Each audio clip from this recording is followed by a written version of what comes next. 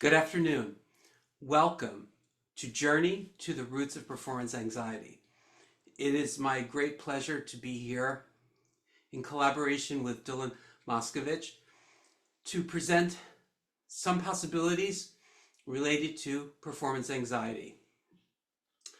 As you know, I am part of the Golansky Institute and studied for many years with Dorothy Taubman and Enda Golansky.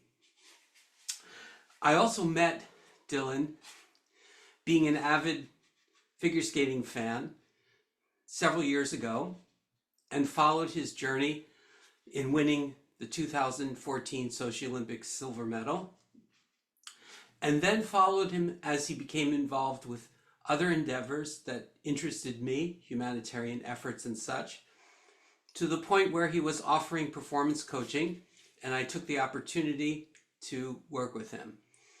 I want to thank him so much for the freedom and ease he's brought to the many different hats I wear as a teacher, as a performer, as a person, as a lecturer. And I will certainly have Dylan share his story later when he comes on. So, anxiety, as we know, is a complex situation, performance anxiety in particular, and I wish we could say it was one thing, but I think it's a complex variety of things that have to be sorted out. The goal today is to touch on various aspects, leaving you with insights or an opening to explore areas you may not have considered. I do think it's important to acknowledge how we arrive here. There is no one answer. However, most of us experience a system that at times left us with less than a positive experience of ourself and learning. Perhaps you were told to just practice more, practice harder, without any clear-cut pathway to solving the criticisms. Consider that some degree of internalizing those experiences can create a degree of trauma associated with the act of performing. The framework for this discussion should include many aspects of preparation. Understanding the music you play is infinitely helpful. Understanding counterpoint, rhythm, harmony, form, having developed oral skills can relax some into the experience of performing. All of these topics are worlds to explore deeply. The role of memory in performance plays a very big part in possible anxiety. Taboos about performing for music have relaxed in the last few years, and I recently attended a wonderful solo performance by Richard Good, played entirely from the score. Each person and performer has to consider this point in their own performance. However, my talk today is focused on the physical aspects of playing the piano that may lead to tension, limitations, and being uncomfortable, and how they contribute to anxiety on and off the stage. And finally, to offer some rational and practical solutions to these issues. Why does freedom and comfort matter, we might ask? The experience of tension can trigger mental and emotional concern, creating anxiety and sending us into a vicious loop. What can happen? Well, there are some scientific reasons for this. The amygdala in the brain has a primary role in processing memory, decision-making, and emotional responses, including fear, anxiety, and aggression. The amygdala was first identified and named by Carl Friedrich Berdach in 1822. The clusters of the amygdala are activated when an individual expresses feelings of fear or aggression. This occurs because the amygdala is the primary structure of the brain responsible for flight or fight response. Anxiety and panic attacks can occur when the amygdala senses environmental stressors that stimulate fight or flight response. The amygdala is directly associated with conditioned fear. So we have this fight, flight, and I would even add freeze scenario that contributes to a tremendous amount of performance anxiety. Dorothy Taubman, who was born in 1917 and passed away in 2013, identified this and asserted that in part, technical difficulties can trigger us into these responses.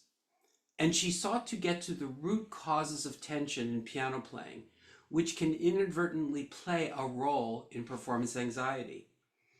Going to the stage with the feeling that you are still experiencing difficulties, having perhaps never solved the problems on your own,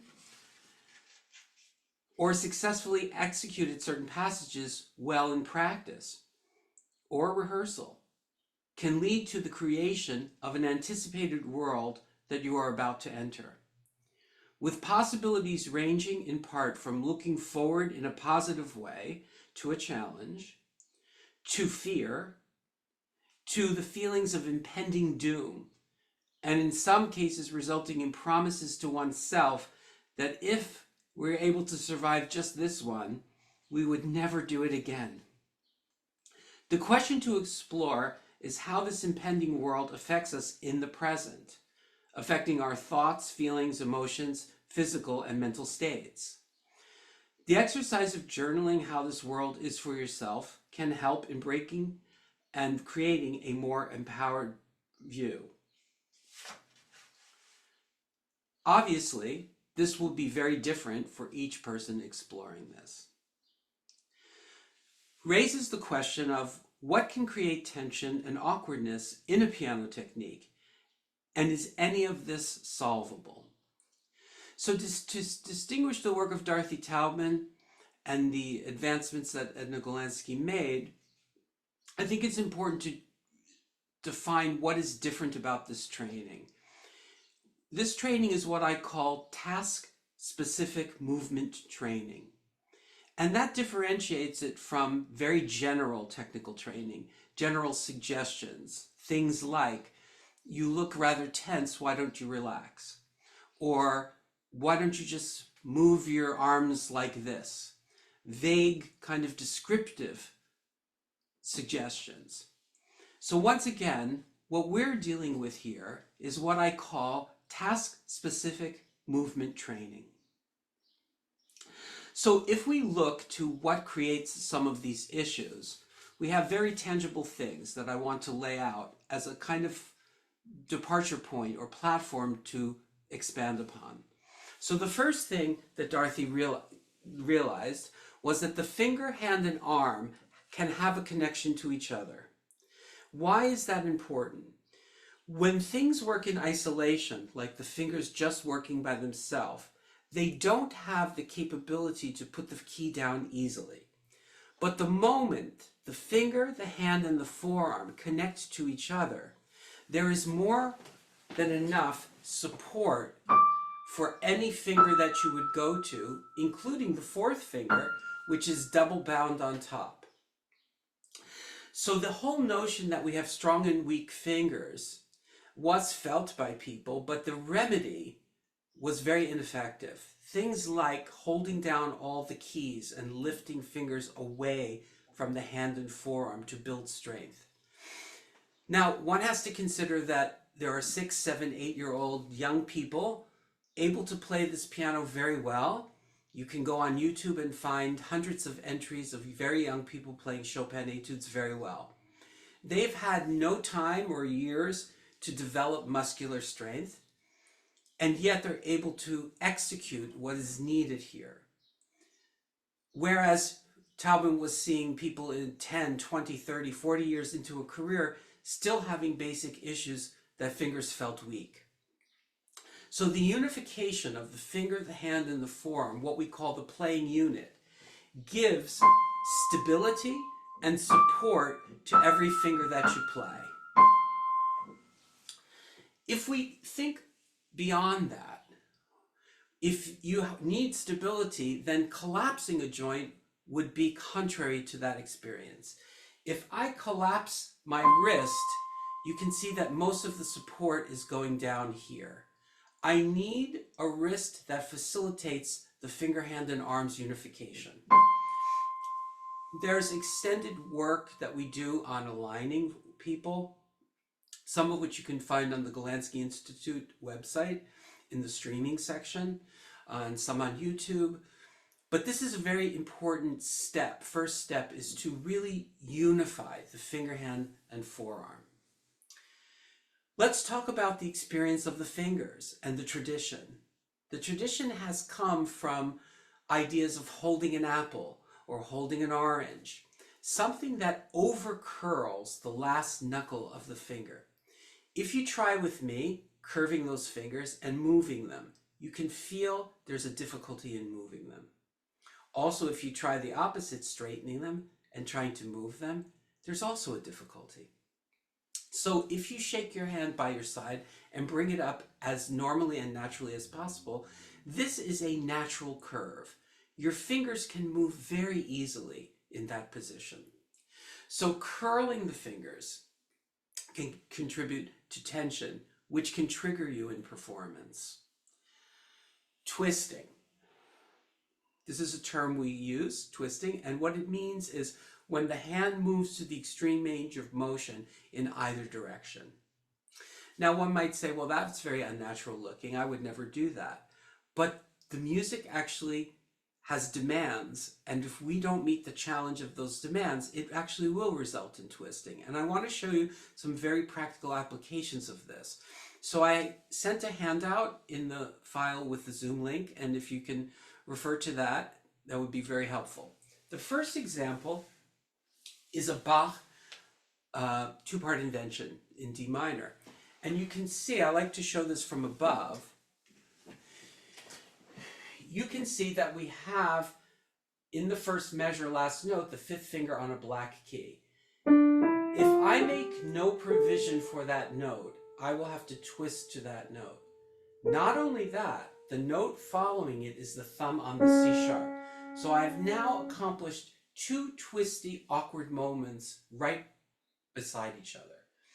Now, the finger, hand, and forearm, once united, has certain capabilities. The forearm, the finger, and the hand can move in towards the fallboard and towards the body. This is the in and out aspect of the playing. So here, as you see those arrows, if I begin to move in on the second finger, it brings me to the fifth finger without twisting and right across from the C sharp without twisting.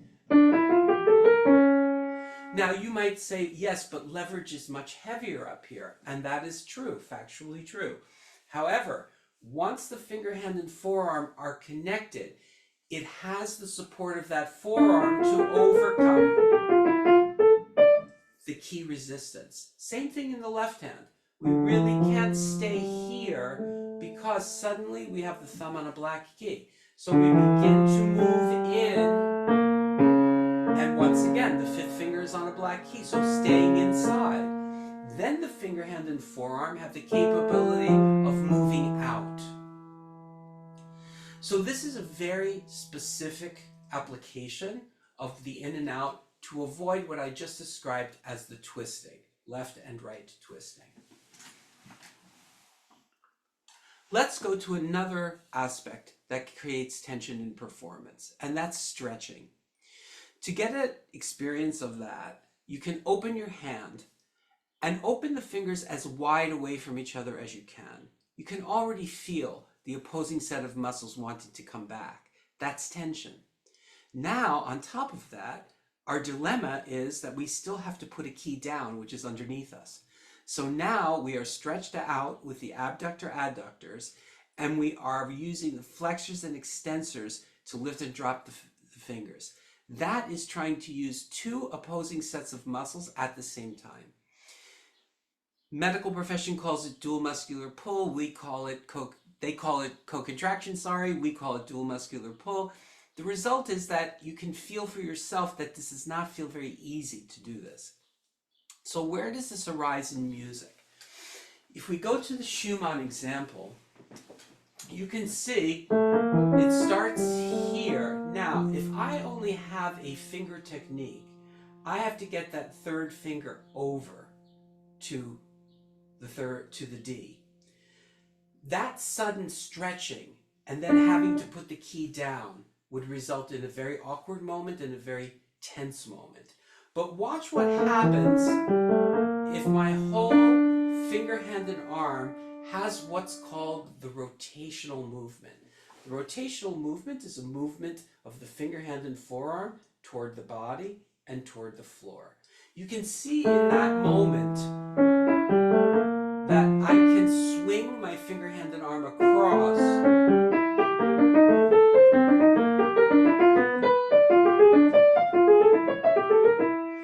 Now, the other aspect is it's in combination with a needed in motion. So you can see as I come here, if I'm out here, I'm going to twist to that B flat.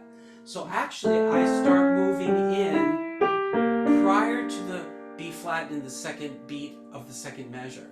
So I'm starting here, I start to move in,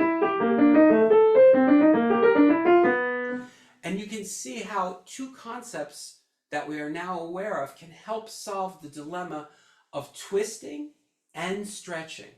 So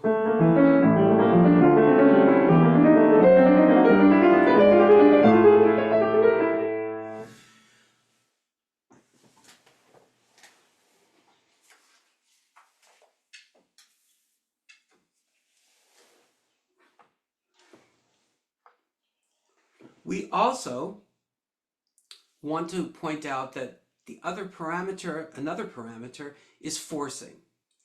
So the key has certain capabilities. It's fired by an escapement. And where we aim has a lot to do with the biofeedback we get. So what I mean by that is the sound is made when the key passes this escapement, this little sort of bump in the key. Aiming for the bottom will produce an action and reaction equal and opposite. So we always need to land on the bottom, like a tennis ball. You hit a tennis ball, there's a follow through that we don't stop. We aim for the point of sound, and we land on that very nicely supported bottom. But if we continue pushing on that bottom and forcing, it will affect our experience of moving laterally. So we work a lot with not forcing and how to get a big sound without forcing. Let's move on to another aspect of playing, which is grouping. Some groupings are for the purpose of getting unconfused. What do I mean by that? If we look at the Beethoven example here, the notes in the beats actually change direction quite often. It's going down, it's going up again, down, up, down, up, down. However, if you look at the bracketed area, you'll see that all of those groups go in one direction. So by understanding that and feeling it physically,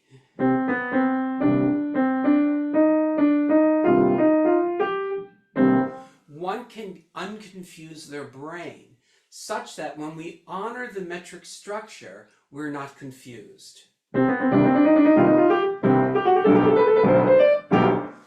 And you can see that other motions help us rhythmically. Down, up, up, up, down, up, up, up. Sorry.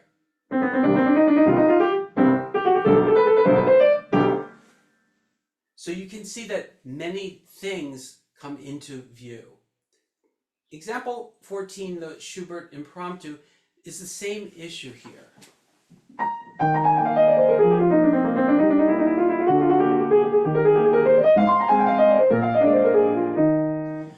what's happening here in the third measure? Once again, by the beat, the melody is turning direction quite rapidly.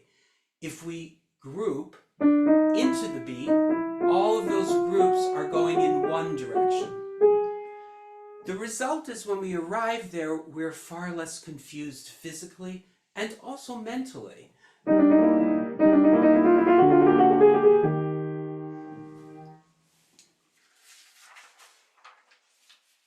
Let's move on to the Schubert Sonata in A major.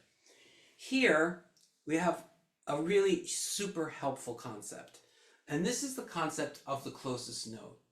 Now, I have already introduced the capability of the finger, hand, and arm to rotate. Let's take a look at the upper part here. We have this B7 chord. The thumb, and I'll show you from above, is very close to where the fifth finger actually plays in the next chord. So with that rotational movement, I can sense moving from my thumb to the fifth finger. And now going back, my fifth finger is actually on the same note that my thumb will play. Same note of my thumb, the fifth finger. Same note of my fifth finger to the thumb. Same note of my thumb to the fifth finger. Same thing. So you can see that that makes the piano have the experience, let's put it that way, of the piano shrinking. So instead of feeling this huge distance from the fifth finger to the thumb, I'm only feeling the distance from the thumb to the five.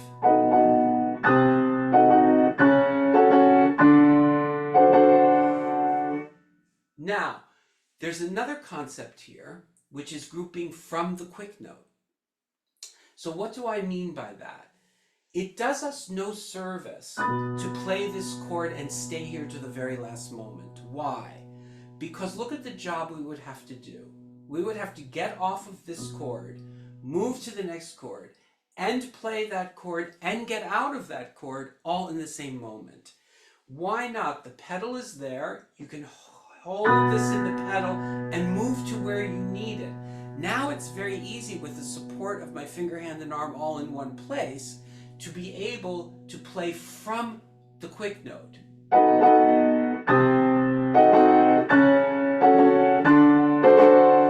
Gives a completely different experience of the passage. Obviously in the left hand we have the quick note concept. We also have the closest note concept. Here my thumb is being replaced by the fifth finger.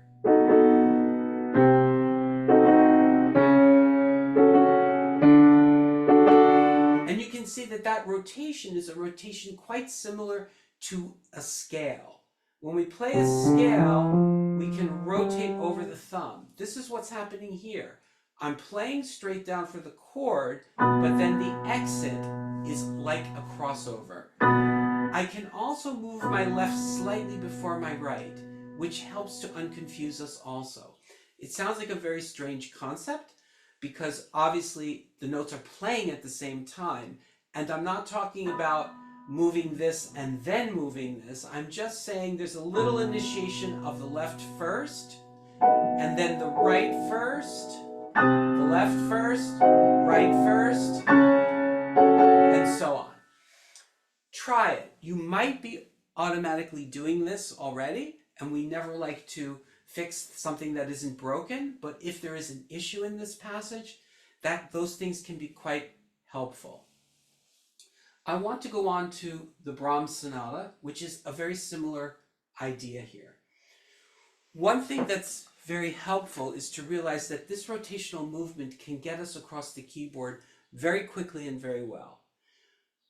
What it also allows us is to stay in contact with the keyboard in feel, meaning that when we go up in the air like this and start looking for where we have to get to, that creates a tremendous amount of tension, anxiety, anticipation.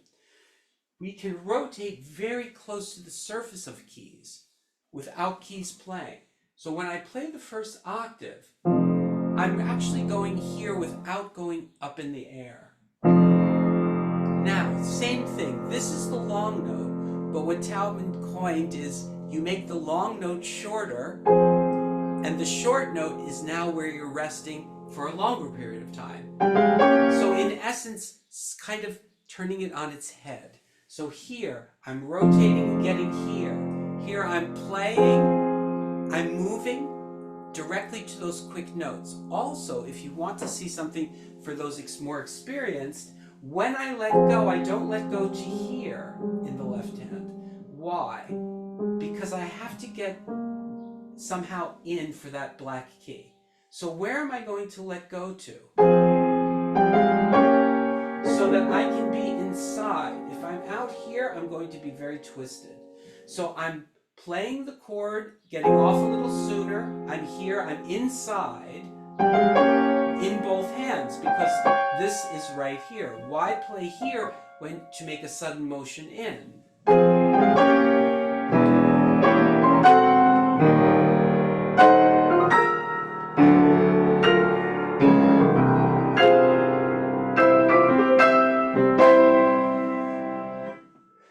Play around with that. The whole idea of moving to the quick note, grouping from the quick note. Let's talk a little bit about the reality of the next passage. The reality of the next passage is that there are really no options in the upper voice to play the top line anything other than 5. But you can see that it's written as whole notes and half notes, which may be interpreted in some places as the necessity to hold the note for full value. Now, when we're holding that for full value, that means that we have to stretch over to those very fast notes. Now, if we talk about the structure and the projection of the structure, what do we have here? We have this bass fifth here that has a certain quality of sound. We have a soprano, and we have an accompanimental figure that I think most good musicians would admit is supposed to be much softer than the soprano. Now, if I have to control that softness, and I am stretched out over all the notes, I have a lot of difficulty controlling that. The moment I can't control the keys, the feedback loop is that of panic. And the panic results in the anxiety. What is a solution here is the ability to leave that soprano voice, get over to the accompanimental figure, control it, and connect from the inner voice to the main melody, and from the main melody back into the inner voice.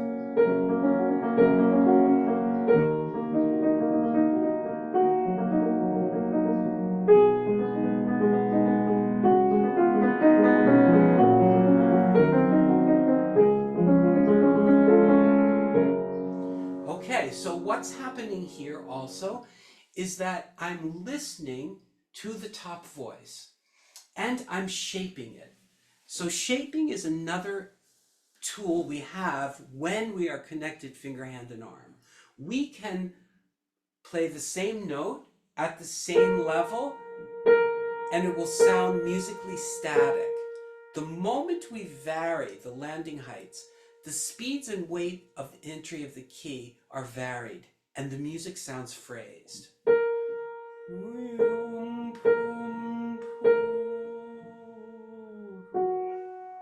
So you can make the phrase and memorize the feeling of the forearm on the outer voice.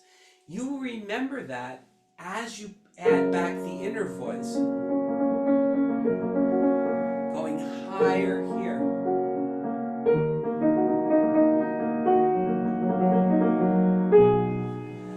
So you can see we can achieve the projection of that structure not by a one-dimensional concept called hanging on to the top voice for full value.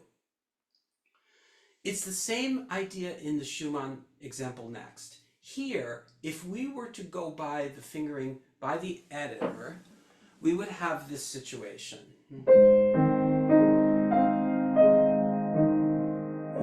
This is extremely twisted. Try to control the playing in this extremely twisted situation. First of all, when we are twisted like this, the hand has very little freedom and mobility. Why not use the pedal we have? We're going to play the passage with the pedal. This note here in the right hand, the E flat, can send us here. We don't have to connect this and stretch. Once there, I can connect this. I can play the accompanimental note softer and connect physically from that inner voice to the outer voice. Here too, is it really necessary to go to 4 and switch to 5? I'm there already. I have rotational motions. I can get here.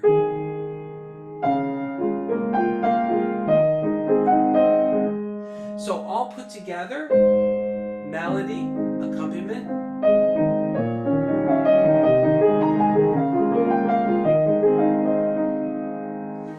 So you can see achieving things. In addition to that, there's also a sound on the bass you might like to project. So I'm not going to stretch from the previous note to the bass note. That gets me there, I'm there.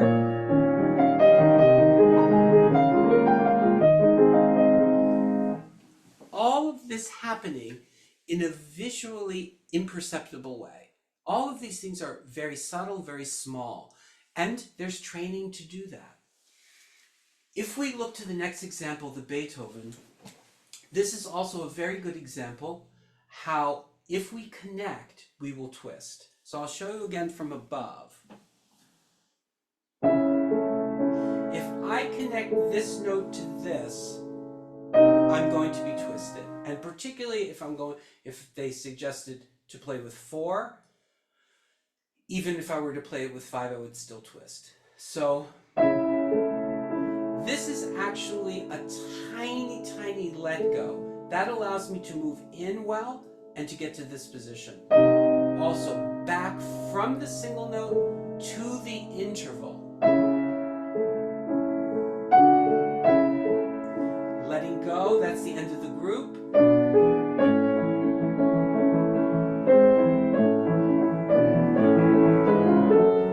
So what's happening here is I'm not 100% connected from here to here, or from the next note into basically the melody notes. What does that afford me? I can project sound. The finger, hand, and arm being connected can time that key to produce a singing sound. I'm listening to it, matching the next sound.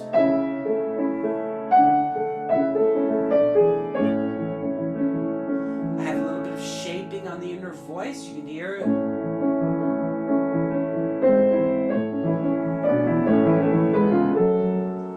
So the shaping is moving the music forward. You can feel the momentum of that and the flow of that. That is also very calming in performance when music is feeling also like it's flowing. The other thing to remark on here is the relationship of the hands in terms of the in and out. Here I have a black key with 1 and 5 in the left and white keys. So it reverses. This is what we call opposite in and out.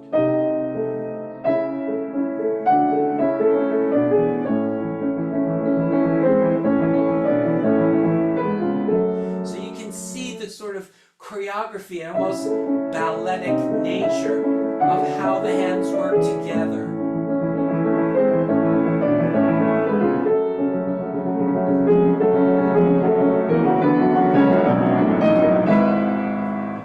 So it becomes sort of a symphony of motion in a way.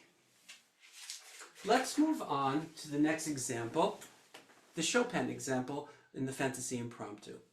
So this is a very interesting example because, once again, it's kind of turning a situation around so that it can feel and sound better. So what are we talking about here? If I go by the beat, I am experiencing a stretch between 2 and 5, and I'll show you that from above, here. But if I let go imperceptibly, the next 4 notes are very close to each other and very much inside the span of the hand.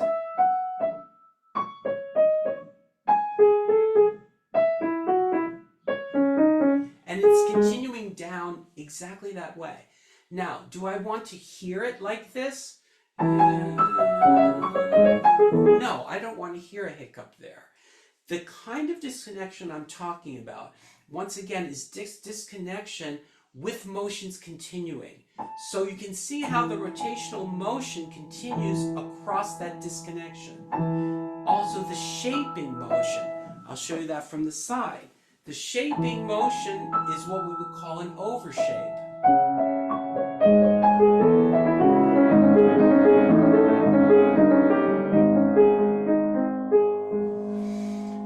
When all is said and done, and the metric structure is honored, it just doesn't feel difficult to get one of those groups to another.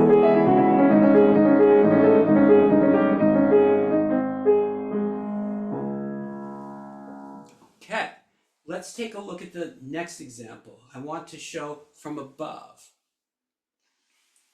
The next example in the Chopin Ballade,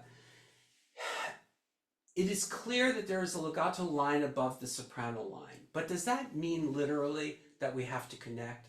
What is the consequence of connecting?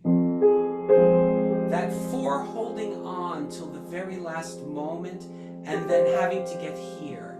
So look at the grouping there. We can let go, plus the reality is that note has to play again. So why not play it, let go, and get more in position of where we're going? Now, the left hand here, if it hangs around, will have a very sudden moment. Think about that. All in one moment, having to get down there and then perform a broken chord.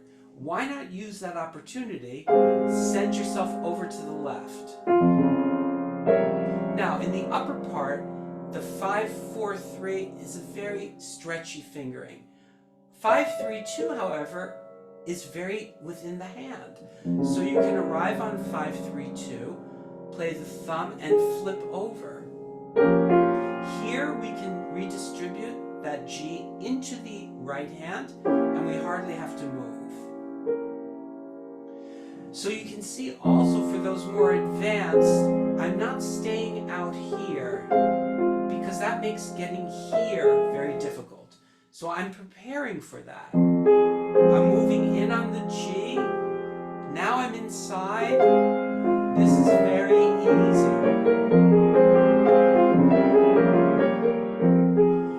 Now, in addition to that, I'll show you from the side, I can feel the shape of the upper line.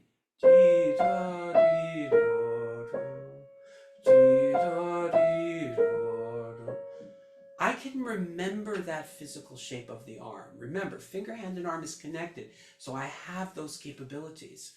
So, as I go there and add the alto voice, I go higher, stay there, come lower. Creating the experience of the longer line. So it's very one-dimensional to think that a longer line is produced by just virtually holding on to legato sequential fingering. It's really much more of an art form than we realize. So I hope these have been some practical solutions to actual passages in the repertoire and how the discoveries Dorothy Taubman made apply to these particular situations. Of course, these situations repeat in many pieces and many different passages, so I hope it will be useful to you in the future. I'd now like to turn it over to Dylan. Thank you so much for listening.